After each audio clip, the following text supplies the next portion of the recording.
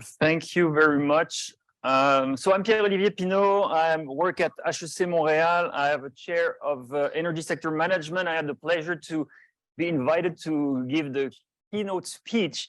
I think it's Anne-Marie Hubert who insisted that I would be involved. So I'm lucky that Anne-Marie thinks positively about what I usually say.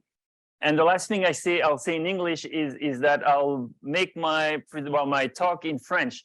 So that we alternate between French and English. So I apologize for those who have a more limited understanding of French. I'll switch to French.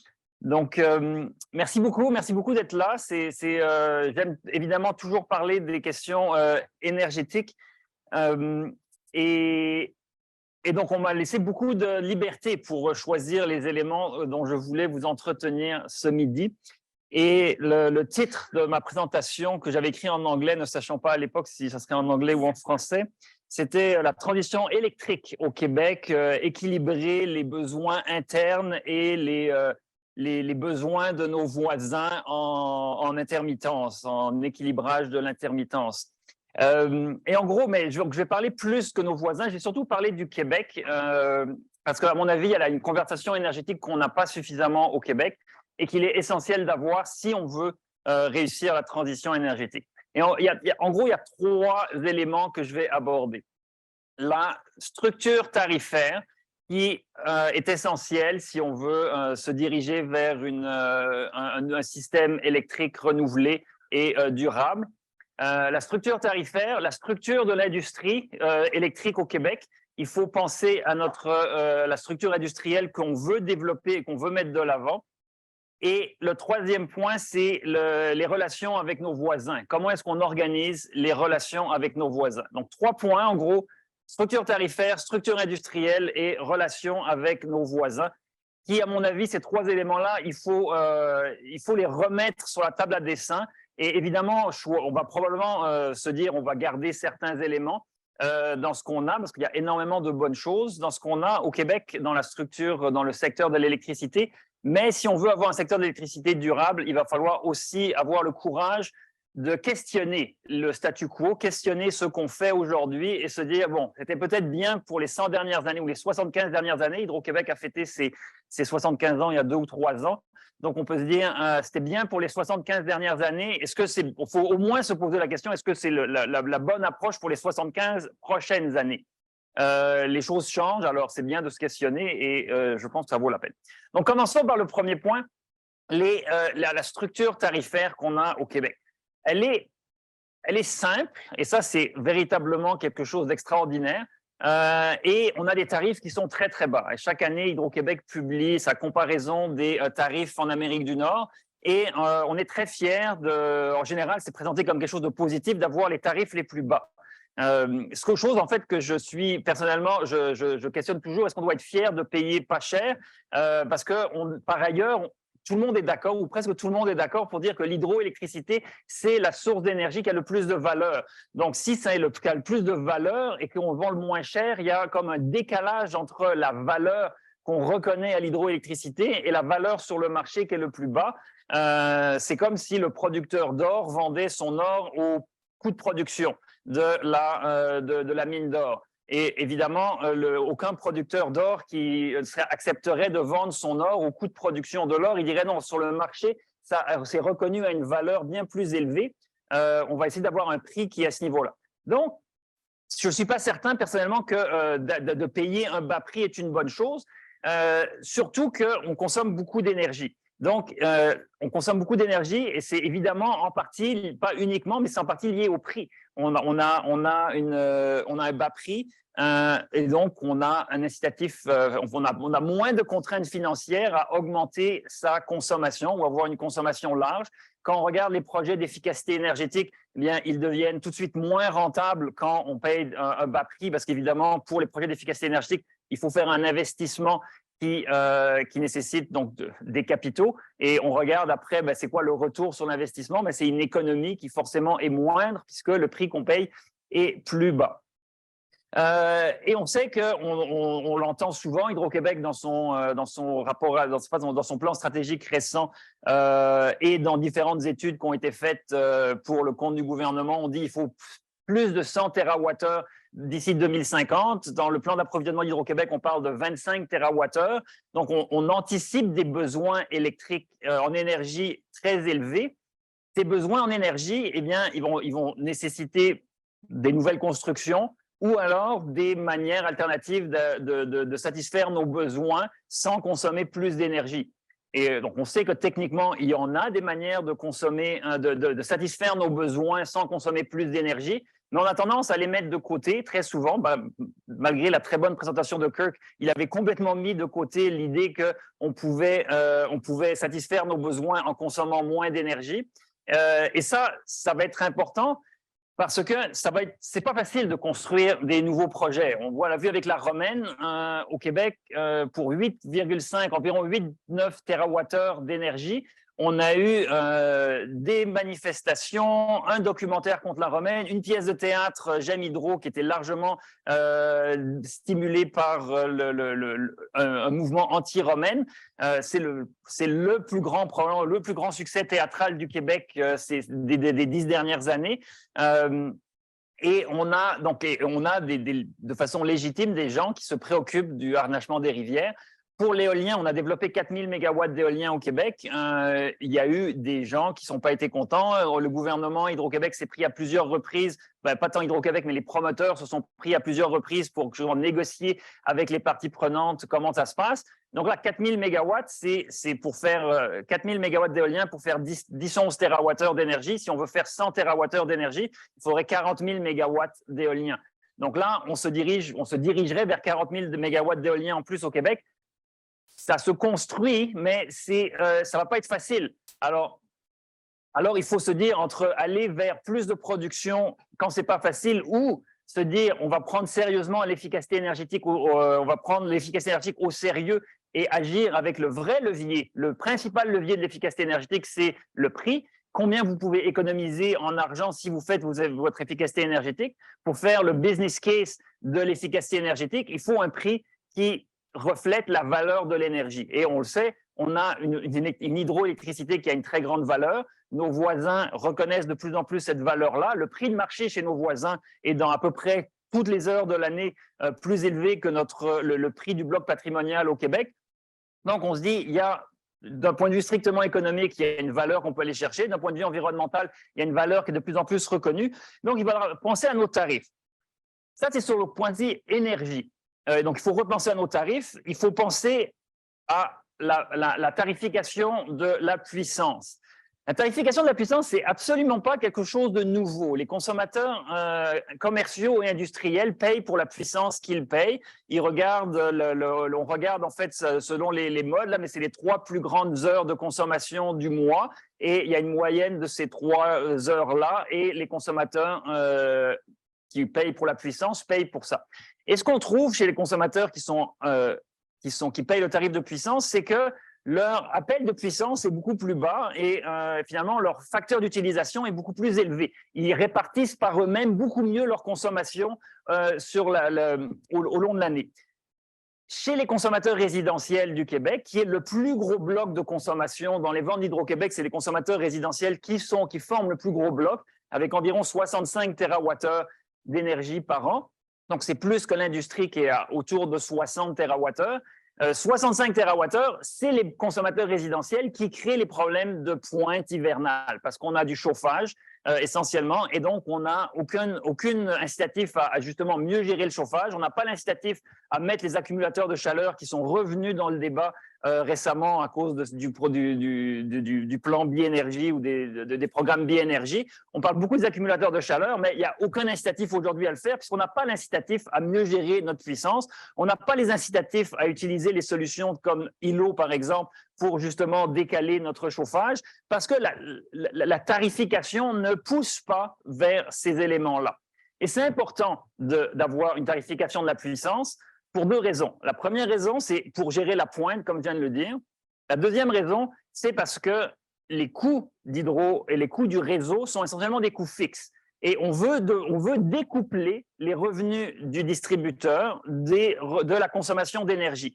Parce que si on veut faire de l'efficacité énergétique, il faut que le distributeur ne dépende pas pour ses revenus que des ventes d'énergie, parce qu'après, si l'essentiel de ces revenus dépend des ventes d'énergie et qu'on fait de l'efficacité énergétique, les revenus baissent. Et le distributeur n'a plus l'incitatif à aller faire de l'efficacité énergétique. Même Hydro-Québec l'a admis récemment qu'ils avaient un petit peu enlevé le pied de l'accélérateur sur l'efficacité énergétique durant les années où il y avait des surplus, chose que tout le monde sait un petit peu, mais jamais ça avait été admis officiellement, mais je l'ai entendu de la bouche de quelqu'un qui travaille chez Hydro-Québec pour dire on a mis la pédale douce sur l'efficacité énergétique quand on avait des surplus, maintenant on a moins de surplus, on remet le pied sur l'accélérateur. Donc on ne veut pas que ça arrive parce que si on veut aller vers 2050 de la manière la plus sereine possible, sans avoir à rajouter toujours des projets supplémentaires, il va falloir mettre le pied à fond sur l'accélérateur. Si on met l'accélérateur de l'efficacité énergétique, et si on met le pied à fond sur l'accélérateur de l'efficacité énergétique, on ne veut pas que les revenus du distributeur chutent parce qu'on va se trouver dans un problème. C'est la spirale de la mort. Donc, avec un prix de la puissance, eh bien, nos pointes de puissance risquent d'être les mêmes. Ça correspond davantage au coût de réseau. Donc, on aurait des tarifs qui correspondent davantage à la structure de coût. Donc, on aurait une structure de revenus qui correspondrait davantage à la structure de coût d'Hydro-Québec. Ça se mettrait ensemble.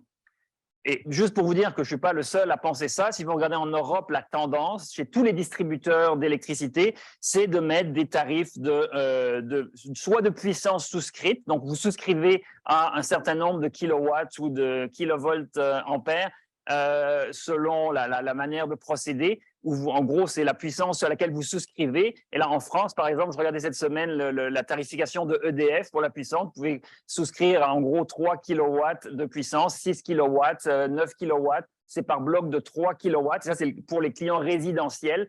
Et vous pouvez le faire par bloc et ça peut aller jusqu'à 36 kilowatts de puissance. Nous, au Québec, pour le client résidentiel, là, jusqu'à 50 kilowatts, Hydro-Québec ne nous embête pas, on fait ce qu'on veut. Vous pouvez passer de 0 à 45 kW d'appel de puissance chez vous et vous n'avez aucun signal de prix qui vous dit que peut-être c'est problématique. Que vous le fassiez évidemment l'été, le 24 juin, quand tout le monde dort, vous allez à 45 kW, ça pose aucun problème, il n'y a pas de problème. Mais si vous le faites aussi l'hiver à 6 heures le soir, puis là vous faites chauffer votre spa parce vous avez envie goût d'aller de bien jouir du contraste moins 30 dehors et de votre spa bien chaud, mais vous pouvez le faire, vous n'avez aucun problème, aucun incitatif tarifaire à ne pas faire ça. Dans le pire des cas, Hydro-Québec va envoyer le message: faites attention à votre consommation, essayez de répartir. Et ça marche jusqu'à un certain point parce que beaucoup de Québécois ont conscience de ça et sont sensibles à l'information. Malheureusement, ça ne marche pas de façon extraordinaire, cette information qui est donnée. Donc, il faut mettre un tarif de puissance, un tarif et repenser le niveau de tarif, notamment à travers ce qu'on appelle l'interfinancement. L'interfinancement, il était en déclin ces dernières années. L'interfinancement, pour rappel, c'est le fait que nous, les consommateurs, moi, en tant que consommateur résidentiel au Québec, je paye environ 85% du coût de service que Hydro-Québec reconnaît à la Régie de l'énergie pour me servir. Donc, je suis subventionné directement par les consommateurs commerciaux et industriels qui payent, eux, plus que le coût de service des consommateurs commerciaux et industriels. Donc on subventionne les consommateurs au Québec directement, une subvention croisée, un interfinancement. Ceux qui ont le pire profil de consommation, les consommateurs résidentiels, sont subventionnés pour consommer de la manière dont ils le veulent, donc avec des pointes de puissance. Et ceux qui ont un profil de consommation beaucoup plus stable, parce qu'ils payent notamment un coût pour la puissance, eh bien, eux, ils payent plus cher pour leur consommation, pour financer les consommateurs résidentiels. C'était une bonne idée probablement dans les années 60-70 quand on devait aider les ménages québécois à électrifier, à avoir accès à l'énergie moderne. On est rendu en 2022. Depuis 2020, la richesse québécoise a augmenté d'environ 40%. Il y a des gens qui souffrent de pauvreté énergétique et il ne faut pas nier cette réalité-là, mais la majorité de la population québécoise ne souffre pas de pauvreté énergétique. Et serait probablement, puisqu'elle est en mesure d'ajouter une piscine, d'ajouter de plus en plus, on voit des gens qui font chauffer leur entrée de garage avec un circuit d'eau chaude pour éviter de pelleter l'hiver. J'ai pris une photo récemment, je n'ai pas de présentation PowerPoint, mais c'est assez intéressant de voir de plus en plus d'entrées de garage qui sont chauffées l'hiver. C'est mineur, soit, mais on chauffe nos sous-sols, on chauffe nos piscines, on chauffe nos spas, on chauffe beaucoup de choses. Est-ce que c'est nécessaire de subventionner cette consommation-là quand on veut aussi avoir une économie qui fleurit et qui se dire pourquoi pénaliser la consommation commerciale qui crée de la richesse en subventionnant souvent les plus gros consommateurs d'électricité, qui sont souvent les gens qui ont des maisons unifamiliales des plus grandes que la moyenne québécoise, et qui, ces maisons unifamiliales sont de plus en plus grandes parce qu'on rajoute un deuxième garage, on rajoute un patio derrière, on rajoute des étages. Donc, en fait, socialement et éthiquement parlant, je ne vois pas la justification de subventionner ce type de consommation. Donc, cet interfinancement est évidemment à abolir. On pouvait jusqu'à récemment dire il diminue naturellement, puis la Régie de l'énergie était très heureuse de dire que ça diminuait progressivement. Mais là, l'année dernière, si vous regardez les documents qui ont des noms incroyables maintenant depuis que la loi 34 est passée, là, Hydro-Québec dépose des documents à la Régie, puis c'est pas facile de comprendre. Mais dans un des documents qui est déposé à la Régie, on voit qu'en 2021, l'interfinancement a réaugmenté, et donc que les consommateurs résidentiels sont plus subventionnés en 2021 qu'en 2020 et les années précédentes. Donc, il y a un renversement de la tendance qui est positive. Donc ça, c'est très important de changer la structure tarifaire, parce que comme Kirk le disait, il faut un business case pour faire la transition énergétique. Il faut regarder le business case. Ce business case, on ne l'aura pas si on n'a pas on ne valorise pas l'efficacité énergétique, et si on ne valorise pas la réduction et la gestion de la pointe. Ça va coûter très cher, la pointe. Hydro-Québec est de plus en plus explicite là-dessus. La pointe est un problème majeur. C'est pour ça qu'on a des initiatives comme ILO, comme on a les tarifications FlexD, la tarification dynamique, ou non, la tarification de pointe critique FlexD, et l'option de tarification hivernale. Donc, il y a des programmes, mais c'est des programmes qui sont beaucoup trop timides, qui sont encore marginaux, qui n'atteignent que certains consommateurs. Et il faut avoir cette conversation plus franche au Québec, de se dire, on a une richesse incroyable. Je reviens à l'image de la mine d'or. On a une mine d'or bleue au Québec. Cette mine d'or bleue au Québec, on la vend au coût de production plus une petite marge de profit. Petite, il y a beaucoup de gens qui disent Hydro-Québec est profitable, c'est une bonne marge de profit. C'est vrai que c'est une bonne marge de profit, mais par rapport à la valeur que ça a, la marge de profit pourrait être bien plus grande. Allez en Norvège. En Norvège, ils ont l'hydroélectricité, qui est des sociétés publiques, soit d'État, soit municipales, qui font l'hydroélectricité. Là, vous verrez les marges de profit que l'État norvégien fait sur l'hydroélectricité. C'est assez incroyable. Il double ou il triple les revenus. Et ça, c'est avant qu'on regarde les prix de l'énergie en Europe avec la crise en Ukraine. Là, les producteurs d'électricité en Norvège, là, ils ne savent plus quoi faire de leur argent en ce moment. Mais avant cette crise d'efficacité, de crise énergétique en Norvège, j'avais fait le calcul il y a quelques années, c'était 2 à 3 fois le profit par kilowattheure que les producteurs publics. J'insiste sur le mot public parce qu'au Québec, c'est très important. Puis moi, je ne suis pas du tout un partisan de la privatisation. Je pense qu'Hydro-Québec devrait être beaucoup plus profitable, justement pour aider la transition, aider la société, aider les ménages à faible revenu, mais pas aider les gens comme moi qui ont 100 mètres carrés à chauffer et qui hésitent à faire des transitions vers de la géothermie, ou hésitent à refaire l'enveloppe thermique de ma maison parce que je me dis c'est pas forcément rentable. Donc, il faut travailler sur ce défi de la structure tarifaire et avoir cette conversation franche aux Québécois. Subvention croisée, tarification de la puissance. Il y a plusieurs manières de faire la tarification de la puissance, et niveau de tarif de l'énergie, combien on paye pour l'énergie. Si on s'économise, si on veut faire l'économie de ce débat-là et faire comme si de rien n'était, eh bien, on se pelte des problèmes en avant comme on n'aura jamais, parce qu'on parle d'électrification énormément. Puis là, on va voir électrifier, on va vouloir rajouter des projets, et là, on va voir à côté de ça des aberrations de consommation. Et donc, on ne va que déplacer le problème. Deuxième point, structure du secteur de l'énergie au Québec. Donc, il faut dire qu'au Québec, on a une chance incroyable. On a créé Hydro-Québec, et après, on a nationalisé pour d'excellentes raisons des producteurs privés qui abusaient de leurs monopoles locaux en chargeant des prix bien trop élevés pour la production d'électricité. Donc, il y avait une justification inattaquable dans la nationalisation de l'industrie électrique. On est loin d'être les seuls à l'avoir fait. En fait, toutes les provinces au Canada ont des producteurs publics, sauf la Nouvelle-Écosse qui est entièrement privée. Même l'Alberta On pense l'Alberta, qui est le royaume du libre marché au Canada. Les principaux producteurs d'électricité sont des entités municipales. Et après, au début, c'était Edmonton et Calgary qui avaient les villes d'Edmonton et Calgary qui avaient leur compagnie, et ils les ont pas privatisées, ils en ont fait des entités commerciales qui opèrent comme des entités commerciales pour profit, mais qui sont détenues par la ville de Edmonton et la ville de Calgary. Donc, au Canada, on a largement des producteurs publics. On a aussi évidemment des producteurs privés, mais quand on regarde les principaux producteurs d'électricité, à part en Nouvelle-Écosse, ce sont des entités possédées par les gouvernements provinciaux ou municipaux. Au Québec, on a gardé la structure verticalement intégrée. On a des économies d'échelle incroyables. Ça permet une communication très grande entre le producteur et le distributeur. Donc, il y a des bénéfices évidents à avoir ça. Et ça nous a très, très bien servi tout au long de notre histoire. Maintenant, il faut se pencher, il faut reconnaître l'histoire, reconnaître les bienfaits et regarder le futur. Et quand on regarde le futur, on peut commencer par lire la presse, et on lit la presse ce matin, par exemple. Et qu'est-ce qu'on lit dans la presse ce matin? Que Hydro-Québec n'a pas vraiment le goût d'être obligé de servir tous les projets industriels de 50 kilowatts, de 50 mégawatts, 50 mégawatts et moins. Parce que ça fait beaucoup d'énergie, ça. Donc, avec une structure intégrée, vous êtes un client, vous dites « je veux me plugger » et Hydro-Québec, qui est responsable du système électrique, comme il a le monopole, il a l'obligation de service. Ça vient avec le monopole, vient avec l'obligation de service.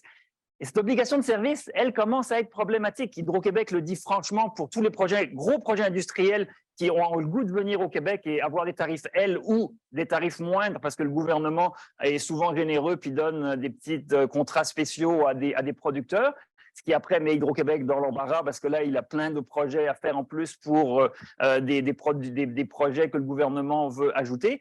Et là, donc Hydro-Québec est en train de demander de se soustraire à son obligation de service pour les projets industriels. Chose en fait que je salue et je suis parce que ça va exactement dans mon idée c'est pas mon idée, mais c'est ce que je pense qui est le temps est venu justement de ne plus avoir cette obligation de service pour Hydro-Québec. Pensez à ça. Est-ce qu'il y a un autre secteur où l'entreprise a une obligation de service pour, par exemple, je vois Coca-Cola. Est-ce que Coca-Cola a l'obligation de vous servir des boissons gazeuses? Est-ce que Énergie a l'obligation de vous servir du gaz naturel? Est-ce que la station-service a l'obligation de vous servir de l'essence? Est-ce que les producteurs laitiers ont l'obligation de vous servir du lait? Il n'y a aucun autre produit pour lequel les producteurs ont l'obligation de servir. Évidemment, dans un contexte où l'accès à l'électricité est essentiel pour la survie de notre société, c'est une bonne chose d'avoir l'obligation. Mais quand on est rendu à des niveaux de consommation tels que les nôtres, quand on dit à la marge notre consommation, oui, c'est pour le chauffage, mais c'est aussi, comme je dis, tout le monde n'a pas des spas, mais il y a quand même beaucoup de spas. Puis si vous avez regardé l'industrie de la piscine hors terre, de la piscine creusée l'été dernier, c'est pas une industrie en déclin. Et les gens, ils veulent avoir des piscines. Il y en a, si vous atterrissez à Montréal, si vous prenez encore l'avion, malgré les changements, la nécessité de réduire les émissions, vous pouvez survoler Montréal. Vous voyez plein de points bleus partout. Ça, c'est des piscines, les points bleus que vous voyez dans le sol. Elles sont souvent chauffées, ces piscines, pas toujours de la meilleure manière. Quand vous regardez la consommation des bâtiments, il y a beaucoup de manières, beaucoup d'efficacité énergétique qui est faisable.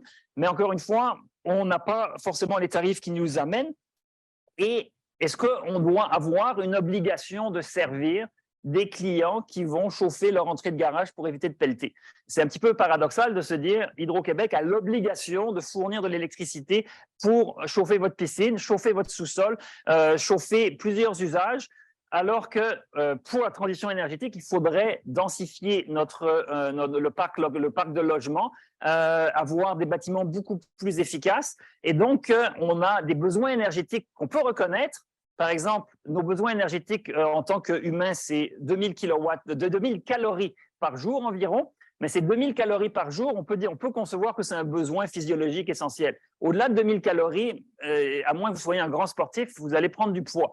Et en fait, ce qui se passe chez les consommateurs d'électricité résidentielle, on a des besoins qu'on pourrait définir. Et après, c'est du poids énergétique qui, à mon sens, n'ont aucune raison pour lesquels on n'a pas de justification d'offrir une garantie d'approvisionnement à un bas prix subventionné par l'industrie. Donc, si vous faites des calculs, grosso modo, chaque Québécois, là, en moyenne, par Québécois consommateur résidentiel, c'est 8000 kWh de consommation résidentielle qu'on a. Ça fait 65, vous faites 8000 kWh par 8 millions de Québécois, ça fait les 65 TWh que nous utilisons dans le secteur résidentiel. Si vous voulez préserver cet acquis, ben vous dites aux Québécois, vous avez une garantie de service pour 8000 kWh par personne. Donc, vous avez un ménage, une famille de 3 enfants, 2 parents, vous avez 5 personnes, vous avez 40 000 kWh pour vous, qu'on peut donner une garantie de service. Puis là, on peut préserver, comme on a un bloc patrimonial pour tout le bloc, mais là, vous avez votre bloc patrimonial individuel et là, vous avez votre énergie là. Au-dessous de 8000 kWh, s'il y a quelqu'un qui vient me voir et qui dit non, c'est un besoin essentiel, personnel, que je consomme plus que 8000 kWh par année, vous êtes un cas spécial, là, parce qu'à plus de 8000 kWh par année, il faudra venir me convaincre ou venez faire votre cas que vous avez besoin de ça pour votre survie existentielle, d'avoir plus que 8000 kWh par année par personne. Et évidemment, il y a énormément de Québécois qui consomment beaucoup moins de 8000 kWh. Si vous habitez dans un appartement à seul ou à 2 ou 3 personnes, vous n'allez pas consommer 8 fois le nombre d'habitants de kilowatts, 8000 kWh fois le nombre d'habitants pour votre appartement. Ça va être beaucoup moins. Et donc, on a la structure industrielle qui garantit l'obligation, qui garantit le service et l'approvisionnement. Donc, il faudrait y mettre fin de manière générale en se disant qu'on peut donner une garantie de service pour un certain bloc. Et au-delà de ce bloc, eh bien, vous laissez les gens s'approvisionner auprès des compagnies qui le souhaitent. Donc, Hydro-Québec Production. Hydro-Québec, dans ses activités de production, pourrait être un fournisseur additionnel. Boralex pourrait être un fournisseur additionnel. D'autres fournisseurs additionnels. Et Hydro-Québec, dans ses activités de distribution, serait super content parce que là, il ne saurait plus à gérer les demandes d'interconnexion que tout le monde lui fait. Il dirait, allez voir avec notre fournisseur, notre producteur d'électricité, allez voir Boralex, allez voir Inergex, allez voir d'autres, vous faire des contrats d'approvisionnement, ils vont vous en faire, ils vont être très heureux, ils vont négocier le prix et ça va être un marché ouvert. Un petit peu, on a déjà ce marché ouvert parce qu'au-delà du bloc patrimonial, on a déjà des appels d'offres qui se font dans un marché ouvert. Alors, au lieu que ce soit Hydro-Québec dans ses activités de distribution qui fassent ce genre de choses, eh bien, on aurait les gens qui auraient la possibilité de faire ça et qui auraient leur connexion au réseau et paieraient pour la connexion au réseau et paieraient pour l'énergie, pour avoir 2 contrats d'énergie, leur 8000 kWh qui est notre bloc patrimonial individuel et le montant supplémentaire qui serait justifié par vos besoins. Vous dépensez de l'énergie parce que vous voulez votre piscine hors terre chauffée, ce n'est pas à la société de subventionner le chauffage de votre piscine hors terre. Et ça demande justement de repenser notre structure industrielle et de repenser ce monopole qu'on a donné dans l'approvisionnement, ce qui ne remet pas en cause le monopole dans la distribution. Les fils électriques resteraient un monopole, le transport d'électricité resterait un monopole. On aurait le Hydro-Québec qui, dans ses activités de transport, maintenant, avant, on pouvait dire Transénergie, mais c'est plus acceptable de dire Transénergie, Hydro-Québec Distribution, Hydro-Québec Production, parce qu'en catimini, Hydro-Québec a changé son organisation. Et ça, c'est malheureusement comme ça qu'on fait trop souvent au Québec. On fait des choses en catimini sans les mettre sur la place publique, sans qu'il y ait un débat public pour dire est-ce qu'on veut justement renforcer la structure intégrée ou on veut justement ouvrir à d'autres pour permettre de clarifier les rôles de chacun en disant on a des gens qui produisent, on a des gens qui distribuent, et on a des gens qui de plus en plus vont vouloir produire à l'autre bout de la chaîne. Je vous ai parlé des Boralex, Inergex, Hydro-Québec dans ses activités de production, qui sont les gros producteurs. De plus en plus, à l'autre bout de la chaîne, on va avoir des gens qui vont vouloir qui mettent des panneaux solaires, qui pourraient mettre des batteries chez eux et qui pourraient aller voir leurs voisins et dire hey, on partage, là, on a un duplex, on a des maisons attenantes, pourquoi on ne mettrait pas un système commun puis on se revendrait l'énergie à nous deux? Aujourd'hui, illégal au Québec. Vous n'avez pas le droit de faire. Vous pouvez le faire pour vous, mais vous n'avez pas le droit de la revendre à votre voisin. Vous n'avez pas le droit de faire une coopérative énergétique. Vous n'avez pas le droit d'aller voir dans un village des gens, disent on va faire des panneaux solaires, on va faire une coop et on leur vend. Il y a une seule coopérative électrique au Québec, c'est à Saint-Jean-Baptiste ou je ne sais pas quoi. Mais aujourd'hui, c'est illégal. Donc, c'est illégal de créer une coop et de dire on va mutualiser des coûts et on va le faire. Au Québec, on aime beaucoup le secteur coopératif. La coop Desjardins, la coop fédérée qui est devenue Solio, bon, qui a des problèmes en ce moment, mais peu importe. Il y a des beaux fleurons de coopératifs au Québec, coopératifs d'énergie, pour soulager le rôle d'Hydro-Québec, c'est interdit. Est-ce qu'on veut interdire ça? Personnellement, je ne vois pas pourquoi. Je travaille avec un étudiant sur un projet, justement, un projet rural, de faire des éoliennes rurales pour aider les agriculteurs à développer de l'énergie, à éventuellement faire de l'hydrogène et avoir de l'approvisionnement local. Interdit de faire, sauf si c'est pour de l'autoproduction, ça va, mais évidemment, ce genre de projets qui sont trop gros, si vous voulez mettre quelques éoliennes, avoir les économies d'échelle, vous devez aller à quelques mégawatts d'éoliennes décentralisées dans des endroits où Hydro-Québec ne peut pas développer le réseau parce que ça coûte trop cher. Donc, Hydro-Québec ne cesse de dire que oui, il faudrait mettre du triphasé, augmenter la puissance dans le réseau rural parce que les agriculteurs, l'UPA le demandent, mais c'est pas dans les... Il y a tellement d'investissements qui sont nécessaires au Québec que c'est pas dans le plan de match d'Hydro-Québec, c'est pas d'aller renforcer le réseau rural. Alors, si on avait des promoteurs ou des entités, que ce soit des coopératives ou des promoteurs privés qui veulent développer des éoliennes locales propres pour faire de l'électricité, éventuellement de l'hydrogène, répondre à des besoins, aujourd'hui, dans la structure industrielle actuelle, c'est interdit. Ils n'ont pas le droit de le faire et de revendre localement. Pourquoi c'est interdit? Je ne le sais pas. Hydro-Québec demande aujourd'hui, en fait, à ce que ça... Il ne le demande pas officiellement, mais il demande à enlever l'obligation de service. Si vous enlevez l'obligation de service, ben là, vous ne pouvez pas ne pas permettre aux gens de produire et de revendre à leurs voisins. Et ça aiderait tout le monde. Et ça demande de faire une refonte de notre structure industrielle. Une autre refonte, et là on arrive à mon troisième point, une autre refonte de la structure industrielle, une autre justification de la refonte de la structure industrielle, c'est que Hydro-Québec et le Québec, en fait, ont une position extraordinaire. On a des atouts extraordinaires. Et Kurt l'a mentionné tout à l'heure, ça m'a fait rire un petit peu. Il a parlé du stockage. Il a dit des batteries, il faudrait 340 gigawattheures de batteries, de capacité de stockage au total, au Canada. 340, and you said it was big. 340 gigawatt hour of storage was big. Well, you're seated, so that's good. But Hydro-Québec has 176 terawatt hour of storage now.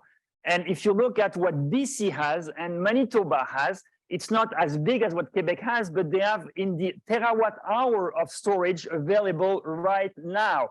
Alors, on se dit, on a des gens qui d'un côté disent qu'il faudrait 340 gigawattheures de capacité de stockage. C'est très gros. Et là, on a des provinces qui ont des térawattheures de capacité de stockage.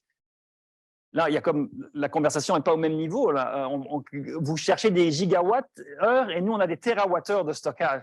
Il faut valoriser ce stockage-là qu'on a. On a au Québec un stockage qui est absolument incroyable. Il y a en fait à peu près aucun pays sur Terre qui a autant de stockage. Regardez la Norvège, ils ont une cinquantaine de térawattheures de stockage dans leur réservoir, mais ils ont plus de contraintes que nous parce qu'ils n'ont pas des réservoirs aussi larges et pluriannuels qu'on a au Québec.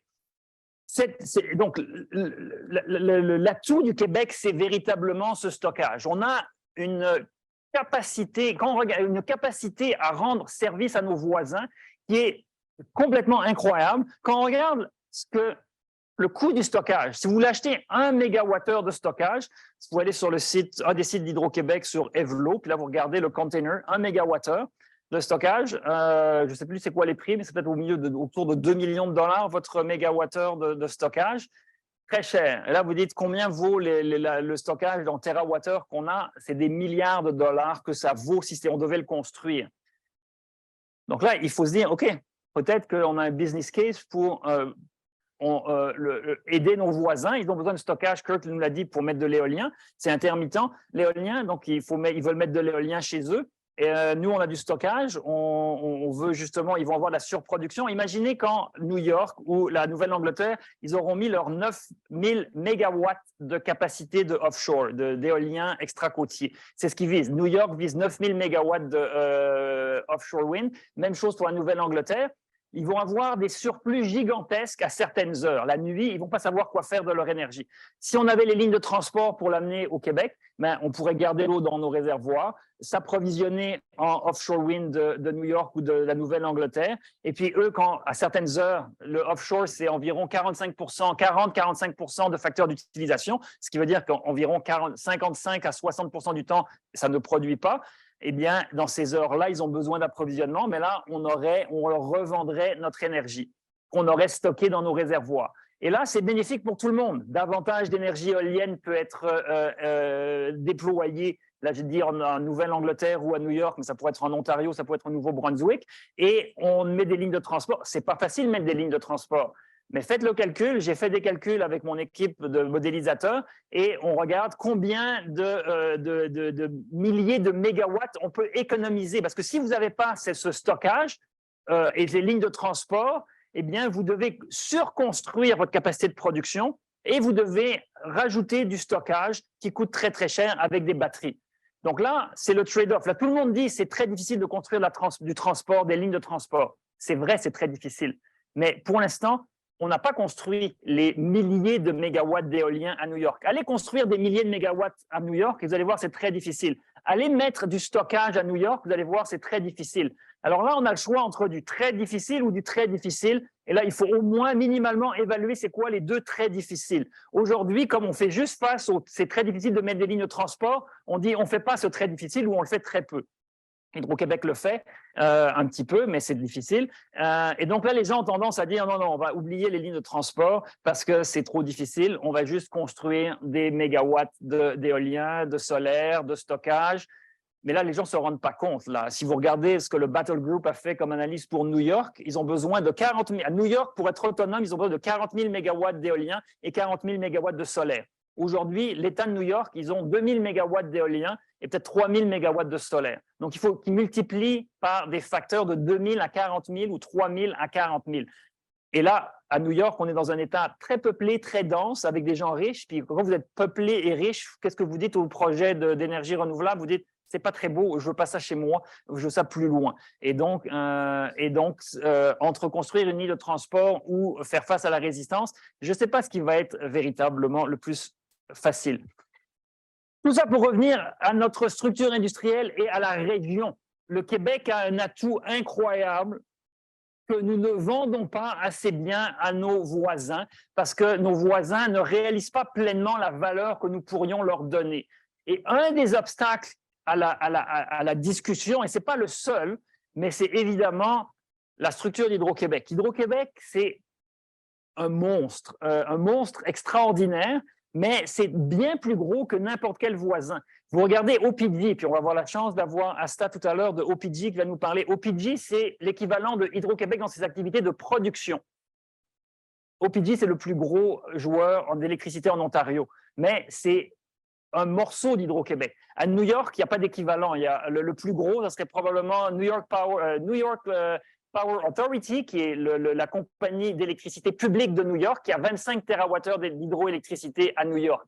Le plus gros joueur, je ne sais pas les chiffres, mais c'est peut-être un dixième de la taille d'Hydro-Québec ou un quart de la taille d'Hydro-Québec.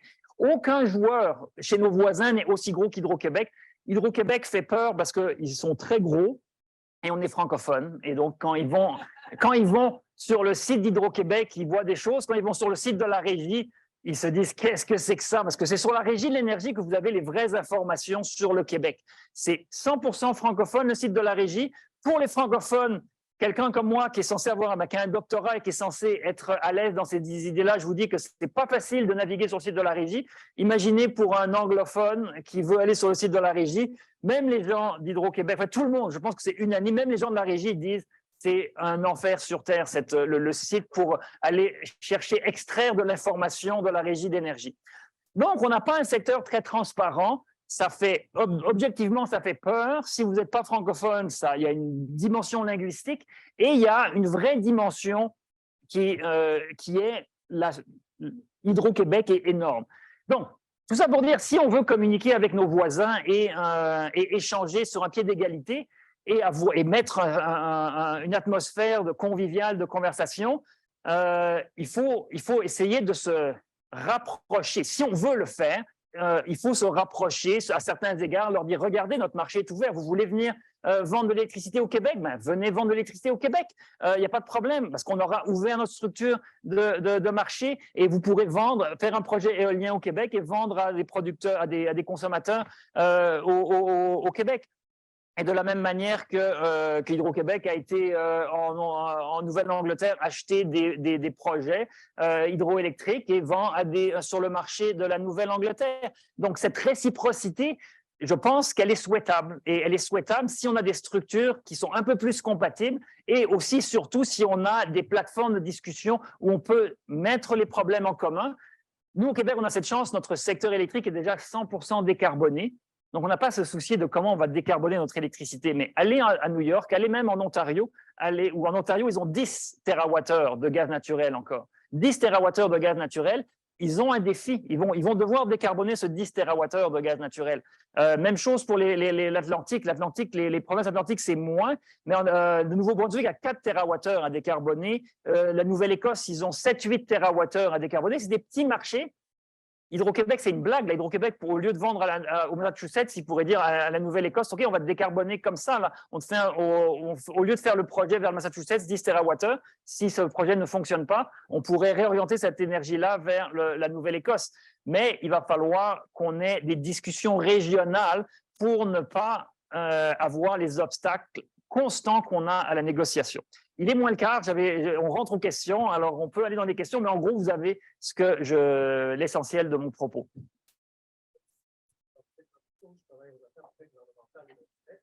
avez énoncé les grands projets de transport d'électricité, ça fait référence à la notion d'acceptabilité sociale.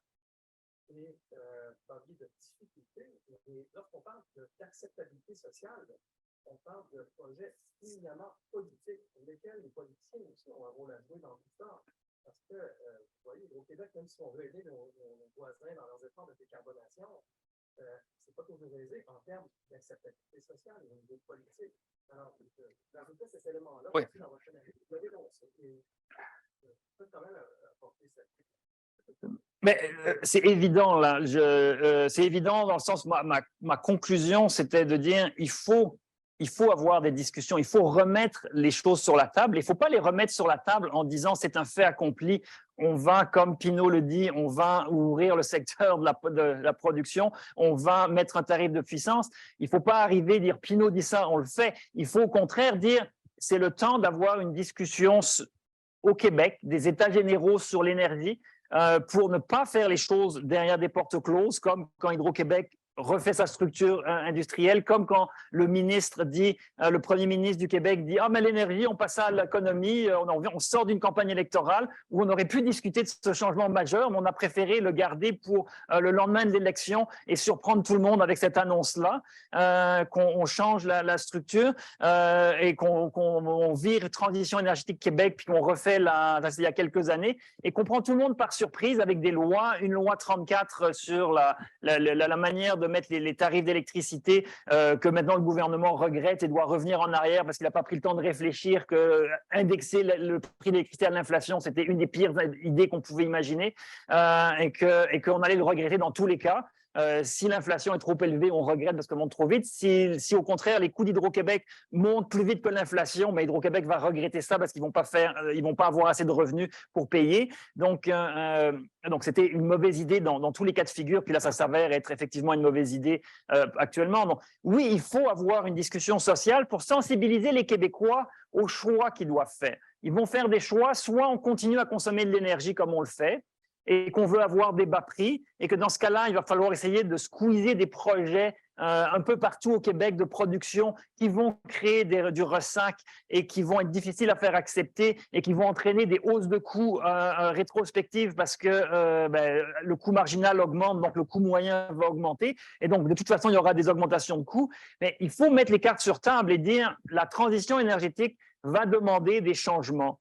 Où on peut garder le statu quo, mais si on garde le statu quo, on se pèle des problèmes en avant. Puis les problèmes en avant, ça va être une gestion de la pointe de plus en plus difficile, des projets de plus en plus difficiles à faire accepter parce qu'il y aura des asymétries dans des niveaux de consommation et l'acceptabilité sociale de projets. L'argument, si vous avez vu le film Chercher le courant sur la Romaine, l'argument essentiel contre la romaine, c'est de dire on a un potentiel d'efficacité énergétique tel qu'on n'a pas besoin de la romaine.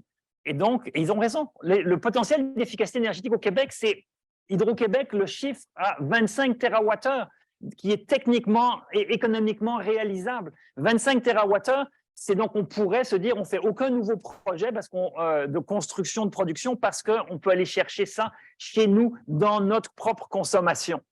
Mais pour aller le chercher, ce 25 TWh, il faut des incitatifs. Alors oui, des programmes, c'est gentil, c'est bien. Donner des subventions pour mettre une thermopompe, donner des subventions pour ceci, c'est bien. Mais à un moment donné, quand on regarde l'urgence climatique et la nécessité d'agir rapidement, juste être gentil, puis donner des petites tapes dans le dos, puis des carottes aux gens, ce n'est pas suffisant. Surtout quand les gens qui mangent les carottes, c'est des gens riches comme moi qui gagnent plus que 100 000 $ par an et qui n'ont pas besoin de subventions, qui n'ont pas besoin de carottes. Alors qu'on garde l'argent pour les gens les ménages à faible revenu. Les gens à faible revenu, ils n'installent pas de thermopompe chez eux, ils ne changent pas leurs fenêtres, ils n'achètent pas de voitures électriques. Et on donne des subventions aux gens qui changent leurs fenêtres, qui achètent des thermopompes et qui achètent des voitures électriques. D'un point de vue social, la manière dont on subventionne l'efficacité énergétique au Québec est complètement inacceptable. Les gens qui sont dans le besoin ne reçoivent pas d'argent, les gens riches reçoivent toutes les subventions. C'est inacceptable et comme vous voyez, je m'emballe un petit peu tellement je... Julia. I love to rant. I'm sorry to move somewhere else.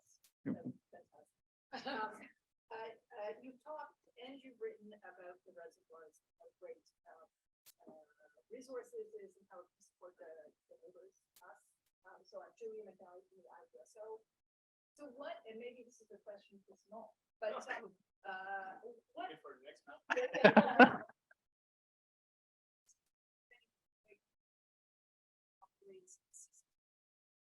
To enable it to play more of the battery, or maybe we'll be doing that. And how does this world change as you guys now think the rest of us by the mid-2030s, if we decarbonize, we will all be. And does that change? Julia, we have yes, yeah. Well, yeah, I will kick it to our panel because this is directly in our panels. In the next panel, at 1 in 10 minutes, we'll move to a panel with Julia, with Simon, and with Asta from OPG, and we'll basically discuss the regional context. And this is a great question, and then we'll get Simon and maybe my take on it, but I'll become a moderator, so I'll speak less, hopefully. But then we'll get into that. So I'll repeat so I'll just postpone the answer to that question later to the next panel. So there was Philippe.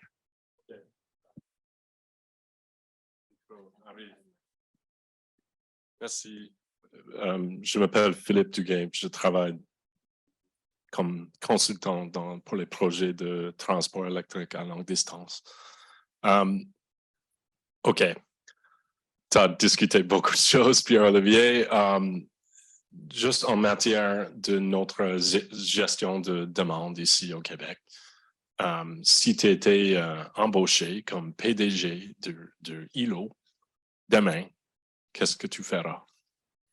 Donc, la PDG d'Hydro a énormément à gérer et donc il y a énormément de défis. Donc, c'est certain que moi, je n'ai pas les défis organisationnels, opérationnels qui sont très importants et que j'ai toujours eu un regard extérieur. Donc, c'est facile avec le regard extérieur, mais c'est évident qu'il faut un chantier sur l'électricité au Québec d'ici 2050.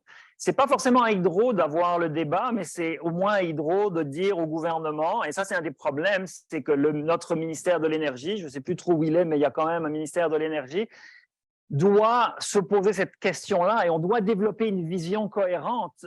Il faut développer un plan québécois de l'énergie pour 2050. On a des objectifs d'électrification des voitures électriques qu'on met dans le parc automobile.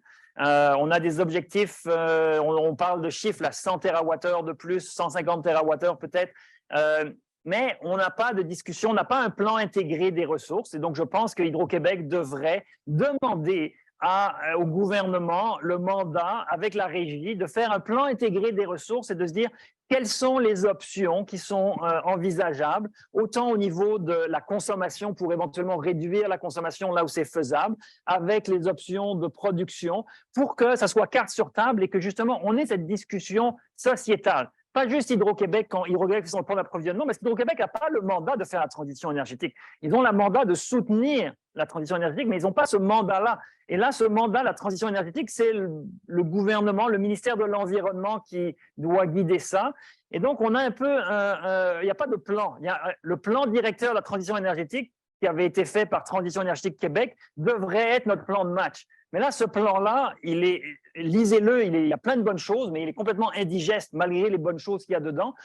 Et il est mis aux oubliettes par tout le monde, ce plan directeur. Alors, ce n'est pas un plan directeur. Il nous faut un plan directeur, un plan intégré des ressources pour accomplir la transition énergétique, où on pourrait avoir le débat qui sont nécessaires et faire les arbitrages et dire aux gens, bon, soit vous faites ça, soit vous faites ça. Soit vous payez pas cher, puis là, ça nous met plein de problèmes sur notre consommation. Soit on accepte de payer plus cher, et ce qui en fait va être socialement plus équitable parce qu'on va faire on va avoir des programmes pour protéger les gens qu'on vous donne d'être protégés, et les Pierre-Olivier Pinot-Saumon ne seront plus protégés dans leur surconsommation. Eh bien, on a cette discussion sur la table.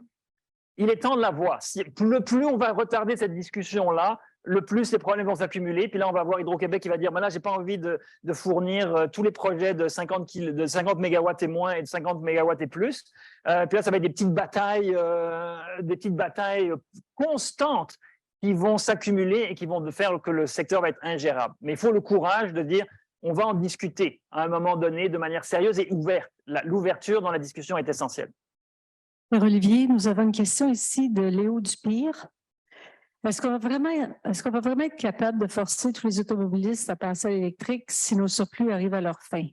N'est-ce pas un danger pour notre sécurité énergétique? Donc moi, je ne souhaite certainement pas que les automobilistes passent tous à l'électromobilisme, parce que je souhaite que les gens sortent de leur voiture et n'aient plus de voiture. Si on veut faire sérieusement la transition énergétique, il faut que les gens sortent de leur voiture et ne prennent une voiture que quand ils en ont besoin, que ce soit une voiture d'autopartage ou qu'ils louent à l'occasion. Et donc, il faut que le parc automobile soit réduit, parce que même si on enlève tout le pétrole utilisé par les voitures, juste construire la voiture, ça demande de l'acier, de l'aluminium, du plastique, et ça, ce n'est pas net zéro. Là, on n'a pas de net zéro dans la construction des voitures avant très longtemps. Donc, il faut réduire le parc automobile. Donc, nos objectifs d'avoir 1,6 million de véhicules électriques sur les routes en 2030, quant à moi, c'est une aberration totale. On ne doit pas avoir un objectif de véhicules électriques, on doit avoir un objectif de réduction du parc automobile. Et évidemment, les voitures qui nous restent, on souhaiterait qu'elles soient électriques. Ceci dit, pour répondre à la question, si jamais on se dirige vers 1,6 million de véhicules électriques, et même, accrochez-vous bien, semble-t-il que l'objectif va être augmenté à 2 millions. Ne vous étonnez pas si vous entendez ça, que ça monte à 2 millions d'ici 1 an ou 2 pour 2030. D'un point de vue énergétique, ce n'est pas un problème tant que ça, parce que oui, c'est des térawattheures, mais ce n'est pas tant de térawattheures que ça.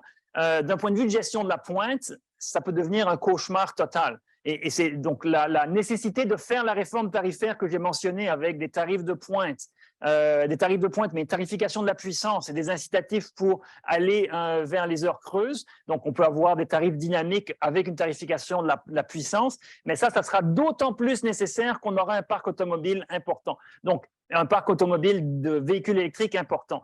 Et donc, même si vous ne me suivez pas dans mon approche à la mobilité, puis que vous voulez plein de voitures électriques dans la rue, les voitures électriques dans la rue, on peut gérer ça avec des tarifications, comme je l'ai mentionné, tarification de la puissance et évidemment tarification plus dynamique sur l'énergie aussi.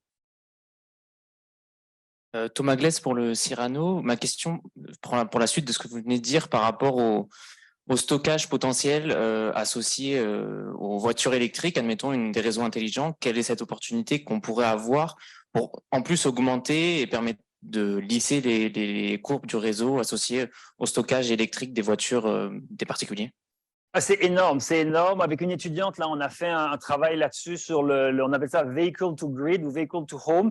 Et au Québec, on a un des leaders mondiaux de la technologie, justement, bidirectionnelle. ça s'appelait Osago, c'est Decibel. Decibel, c'est une compagnie qui fait des ondulateurs, recharge d'électricité. Donc, vous pouvez à la fois gérer votre panneau solaire, votre voiture électrique et le connecter au réseau. Et vous pouvez décharger votre voiture électrique pour aller répondre à vos besoins. Donc, c'est exactement le genre de technologie qu'il nous faudra pour au moins ceux qui gardent leurs voitures électriques chez eux. On risque d'en avoir beaucoup parce que malheureusement, mon souhait ne se réalisera pas entièrement, là, que les gens délaissent la voiture individuelle. Mais donc oui, c'est une opportunité incroyable. Et ça va demander par contre des gros investissements pour rendre ces réseaux bidirectionnels. Et donc, en réflexion sur le réseau, ça serait bien, à mon avis, qu'on ait un distributeur qui s'occupe essentiellement de justement avoir un réseau robuste qui permet ce genre de choses et qui valorise justement tous ces gens qui revendent sur le réseau ou qui revendent à leurs voisins puis revendent à eux-mêmes. Eh bien, ça demande justement de repenser la manière dont c'est réglementé pour inciter les producteurs décentralisés à revendre.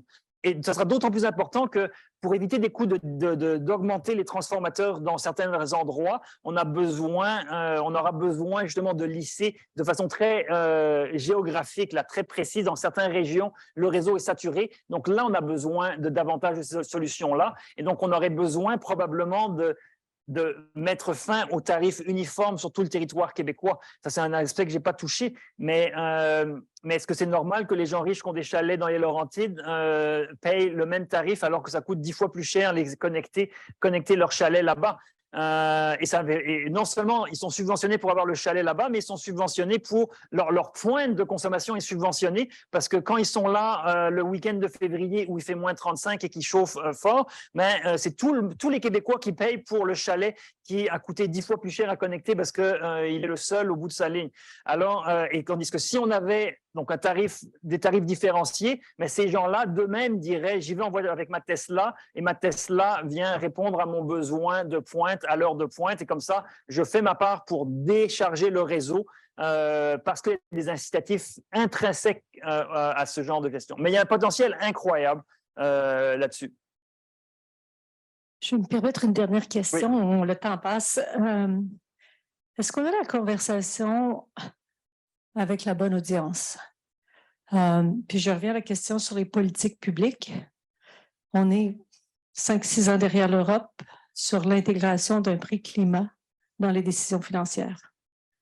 Il y a 37 banques centrales qui mettent de la pression sur le financier. Il y a des investisseurs avec 150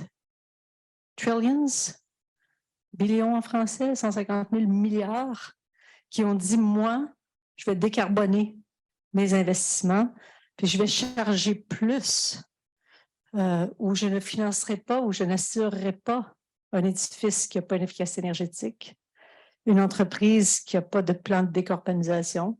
Donc, le coût du capital va être beaucoup plus élevé. Donc, est-ce qu'on ne devrait pas, toutes les banques font des études économiques, tous les assureurs font des études économiques, est-ce qu'on ne devrait pas avoir plus de monde de la finance dans la salle? On a tous des gouvernements minoritaires dans à peu près toutes les provinces, là. Ils n'ont pas beaucoup de capacité d'action si tu veux être réélu, déplaire aux citoyens. Mais peut-être qu'on a une conversation avec l'impact économique, la volonté d'une reprise inclusive, d'une transition inclusive, peut-être qu'on arriverait plus vite aux objectifs visés. Je pense que c'est un angle d'attaque qui a énormément de potentiel. Le monde de la finance commence à rentrer là-dedans et ça devrait s'accélérer parce qu'évidemment, les risques climatiques sont tels que ça va coûter cher de faire des mauvais investissements. Donc, je pense que oui, c'est très prometteur. Ça ne nous épargnera pas d'avoir des meilleures politiques publiques et de gérer les tarifs de manière plus proactive pour éviter donc des phénomènes de consommation ou des patterns de consommation qui sont problématiques. Mais oui, il faudrait que le monde de l'assurance, de la finance dise aux gens, on va différencier, un peu comme même pour l'assurance automobile. Vous êtes un bon conducteur automobile, vous allez payer moins d'assurance que vous avez fait 5 accidents puis que vous conduisez 20 000 km ou 50 000 km par année. Donc, selon le risque que vous posez, les assureurs vont vous mettre des prix différents, mais là, il faudrait davantage intégrer cette notion de risque climatique puis de résilience ou d'exposition au risque climatique pour les prêts, pour la finance. Donc oui, il faut pousser sur cet aspect-là. C'est vrai. ça, mais il y a un besoin aussi de pédagogie, de littératie en ce qui a trait aux aspects. Pardon, bonjour. Alors, bonjour. C'est vrai tout ça, M. Pinault, mais il y a un besoin aussi de pédagogie et de littératie en matière d'énergie auprès de l'ensemble de la population. Oui.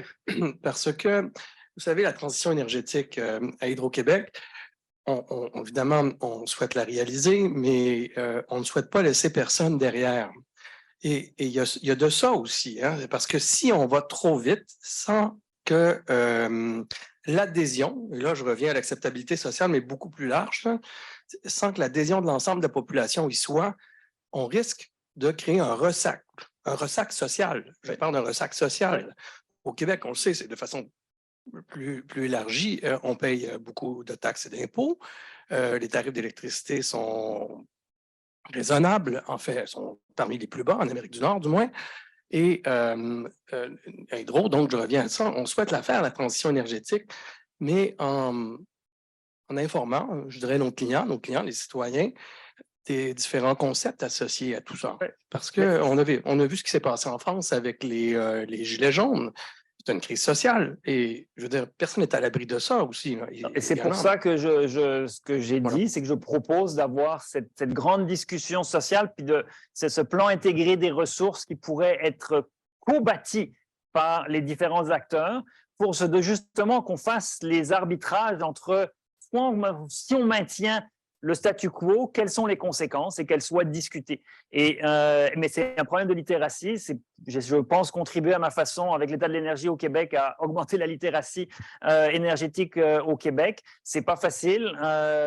C'est d'autant moins facile que les gens ne payent pas un prix pour la puissance, donc ils n'ont pas de concept de tarification. On a raté une occasion incroyable au Québec d'augmenter la littératie énergétique, c'est les compteurs intelligents. Si au lieu d'avoir des compteurs intelligents, on avait dit aux Québécois, allez lire votre compteur et rapporter votre lecture du compteur sur le site Internet, eh bien, les gens auraient découvert leur compteur électrique, ils auraient rentré l'information et Hydro-Québec aurait sauvé, aurait fait toutes les économies de main-d'œuvre en n'ayant plus des gens qui vont lire les compteurs et on aurait résolu une partie du problème de littératie énergétique.